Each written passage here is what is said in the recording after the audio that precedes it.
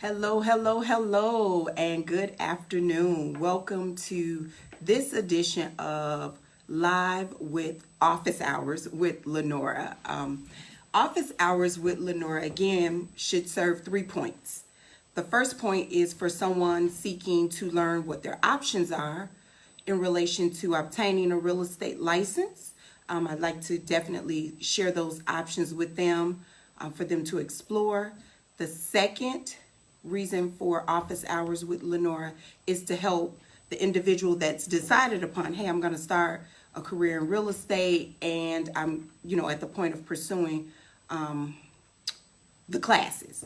So to help them initially pass their exams on the first attempt.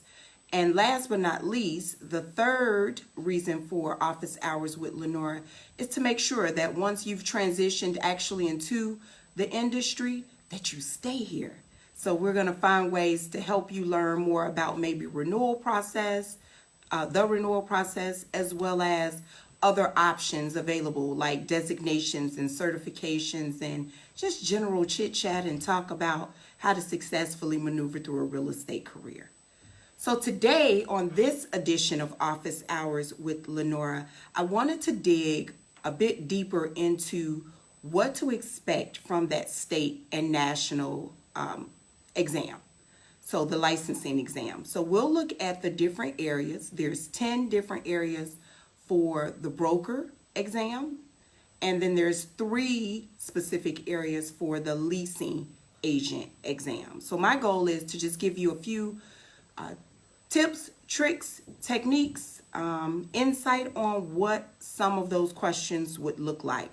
What I will not do is give you the answers to the questions. I know somebody was thinking that, but never will you get the actual answer or the question itself from the school level or anyone else because each individual test can be different, okay? So let's start with the broker state and national licensing exam. You can expect to have about 3.5 hours to answer approximately 150 multiple choice questions.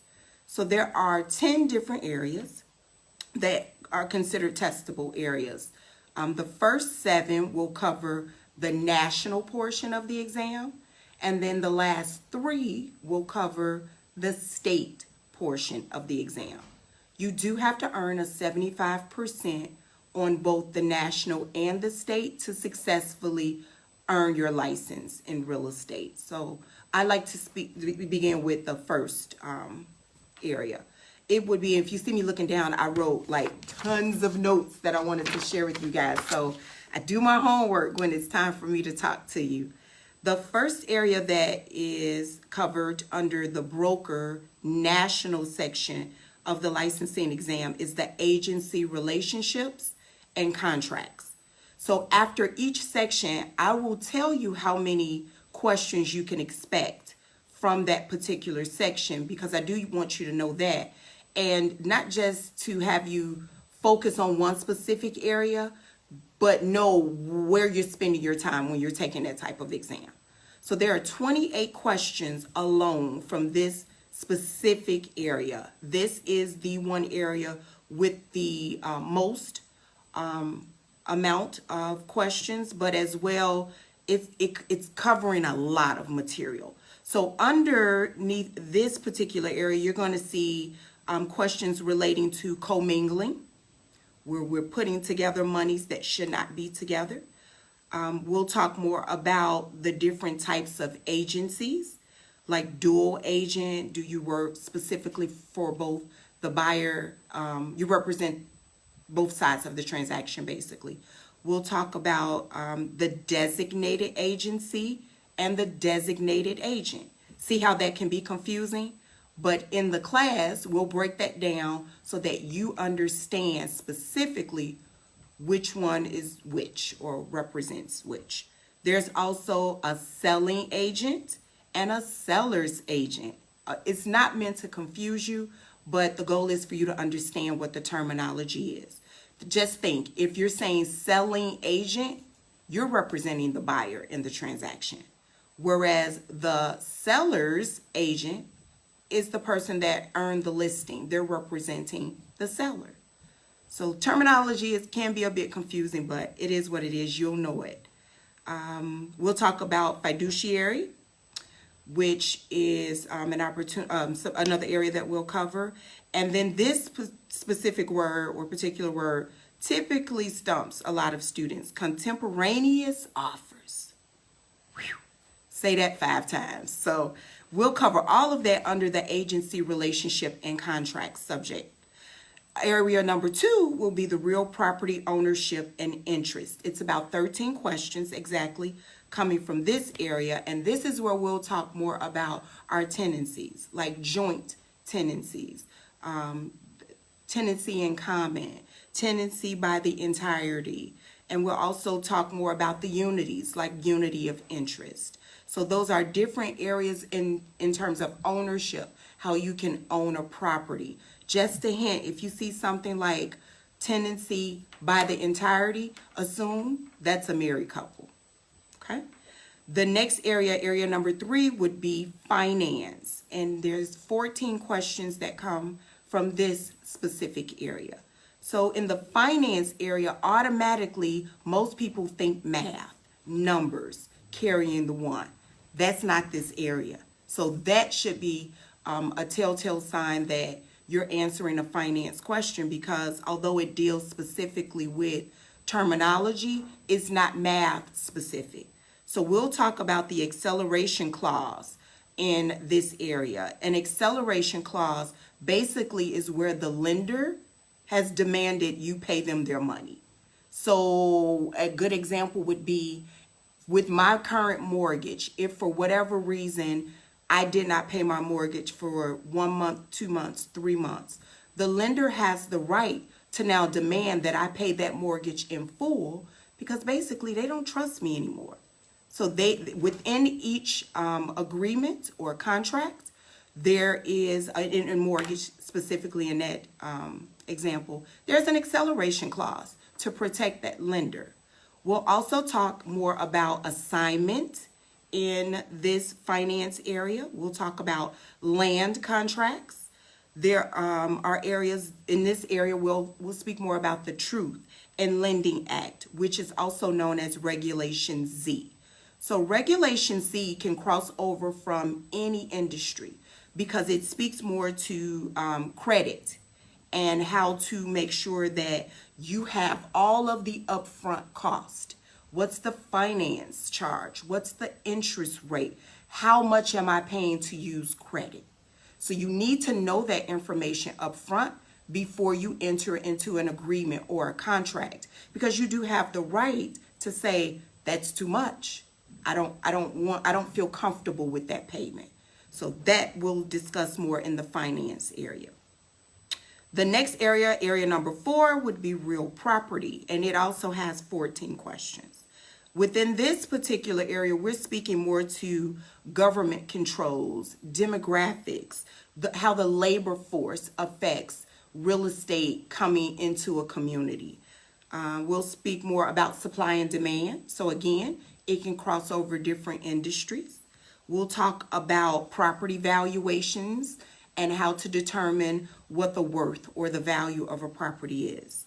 There are different types of real estate. We all know residential and commercial. We'll speak to all of those various types of real estate, as well as we'll dig much deeper into legal descriptions, because believe it or not, just like individuals have social security numbers, real estate has various defining or descriptive measures to define them legally, to make them unique. All right, we're almost there, halfway. Number 5, in this area, we'll speak to the marketing regulations, and more specific under a purchase or a rental agreement. There's 10 questions in this specific area, and of those 10 questions, we're going to talk about protected classes. This is probably the first place that you'll see the instructors talk more specifically about those protected classes, like familial status, like race, color, religion. So we'll cover all of those areas and define who's protected under those areas. We'll also speak more about fair housing and the act itself to learn more about on the federal side how to ensure that you're not discriminating against anyone while practicing real estate. We'll talk about steering and redlining. Those are some areas that you'll cover and hear in reference to the marketing regulations. The next area, area number 6, remember we're looking now more on the national section for the broker licensing exam. Under area number 6, we speak more to the property management side. There are 8 questions related to this area of the exam. Although there are only 8 questions, this is an area you do not want to bomb in. So I know that people will look and specifically look at the exam and say, oh, agency relationships has 28. I'll just focus on that area. We never want to miss an opportunity to earn a passing score. So make sure you're not just saying, oh, it's only 8 questions, I'm not worried about it. Be worried about it. So under the property management section, we'll talk just about that. What is a property manager? Who do they represent? What type of agreement do they have in place with that owner to maximize profits for that owner, as well as protect and earn, protect the owner's interest and their interest in that property management agreement? We'll also talk about the different types of agencies, like the general agent, and what their responsibilities and what they can and can't do relating to a property manager and the property management side. The final area of the national section will focus around a subject matter that I know quite a few of you love, the math. So we're going to speak more now to the real estate calculations. There are 13 specific questions related to this area. Now remember, I said property management had only 8 questions. And although there are only 13 questions in the math area, it is my belief that if you do not successfully pass a majority of these questions, you're probably not going to pass the exam. It is difficult to not achieve the goal and flunk or bomb in the real estate calculations area, meaning it's difficult for you to pass the exam if you don't do well. So in this particular area, we're covering commissions, how to calculate those. We'll talk about tax prorations when it comes to the properties itself. We'll talk more about the seller's net, because you'll sit at that table with the seller. At the end of the day, they want to know, how much am I walking away from this transaction with? Or how much they'll have to pay. So we'll talk more about capital gains and how that affects a transaction.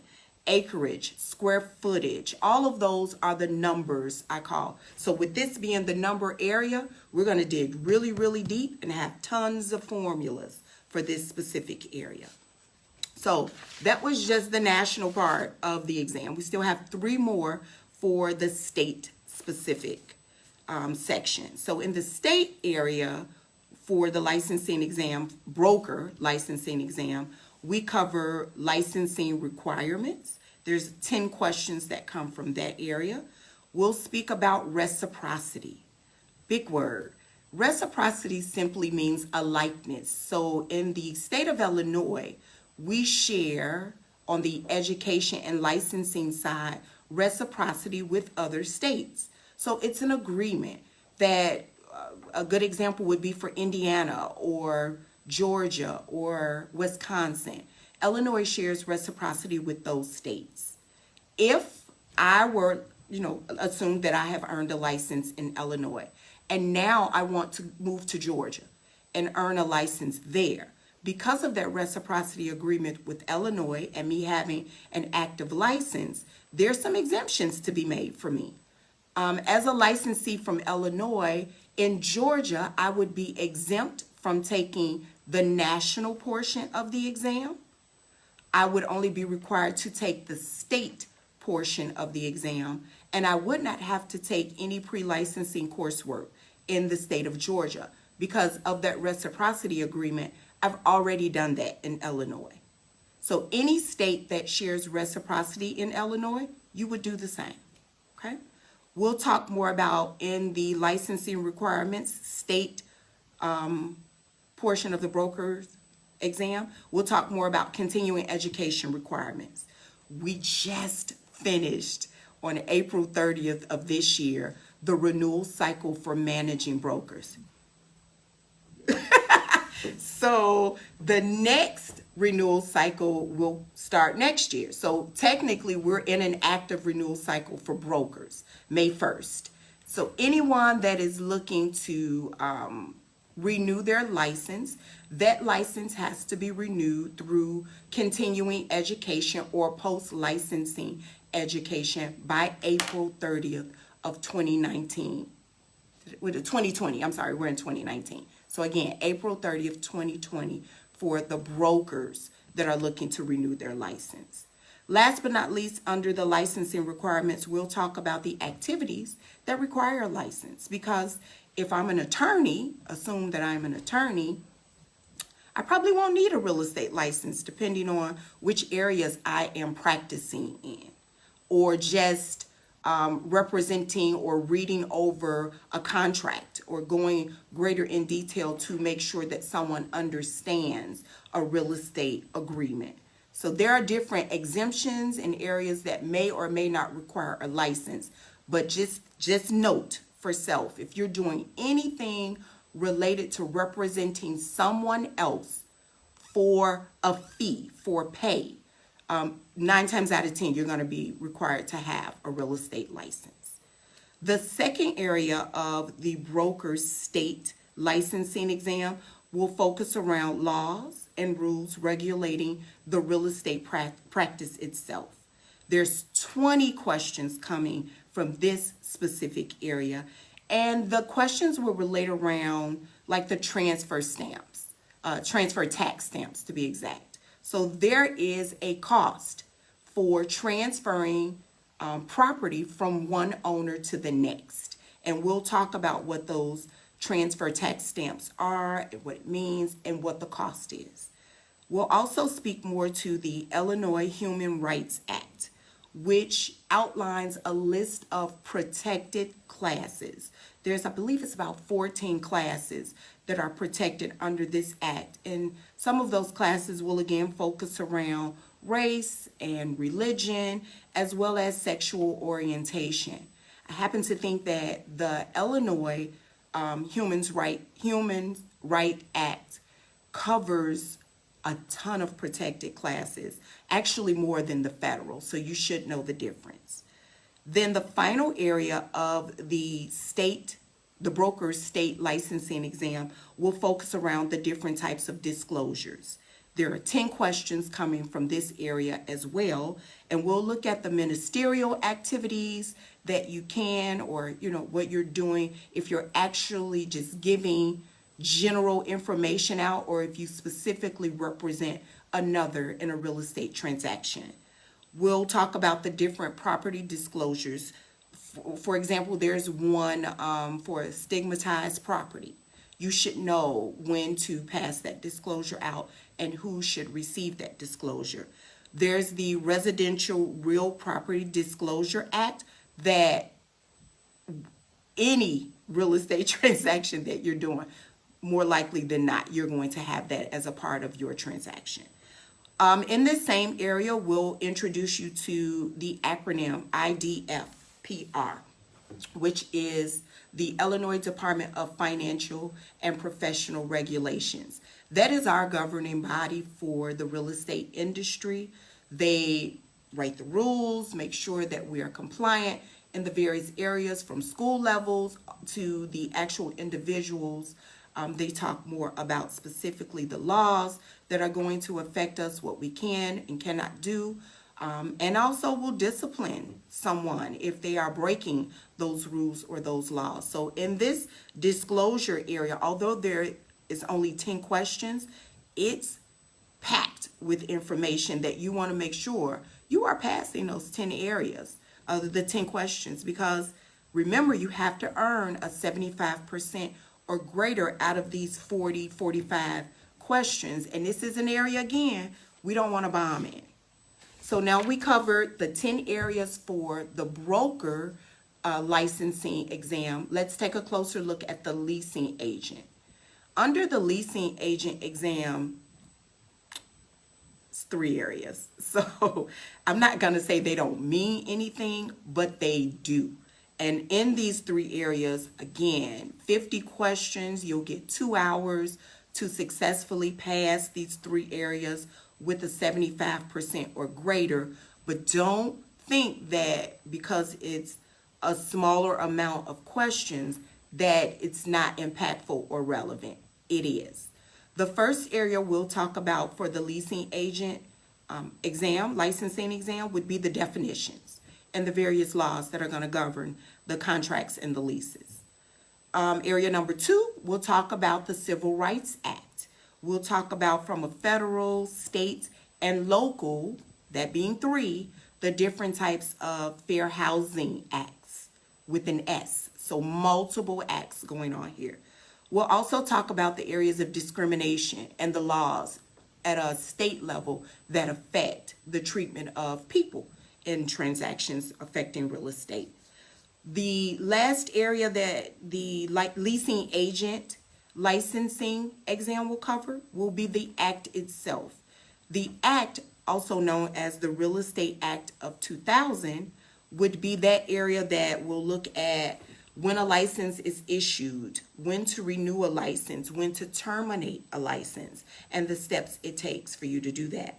We'll talk about, again, the disciplinary actions and provisions that affect real estate at the leasing agent level, and also the advertising requirements.